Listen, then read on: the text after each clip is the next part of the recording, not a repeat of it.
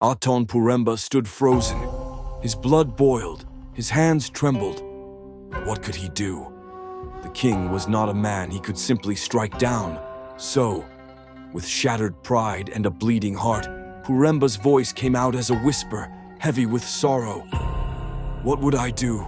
I am just a poor man. Against a king, my strength is nothing. Tears burned in his eyes, but he refused to let them fall. He looked one last time at Ngankalema, the woman he loved more than his own life. And then he turned his back. The king smirked as Puremba walked away. He had won.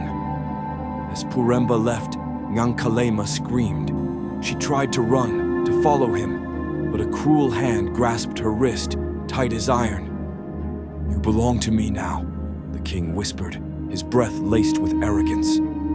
Her heart shattered. She stopped fighting. Days passed, then weeks. She refused to eat. She sat in silence, staring at the walls of the palace like a woman trapped between life and death. The king, at first, ignored it. But soon, something dark crept over the land. The rains stopped. The crops withered. The air thickened with disease. The people suffered. The king paced his chambers, restless. His once mighty kingdom was falling apart before his eyes. He grabbed a golden goblet, filled it with strong wine, and drank heavily. More and more, until his hands were unsteady. Then, in drunken rage, he stormed into Ngankalema's chamber. "You brought this upon me," he roared.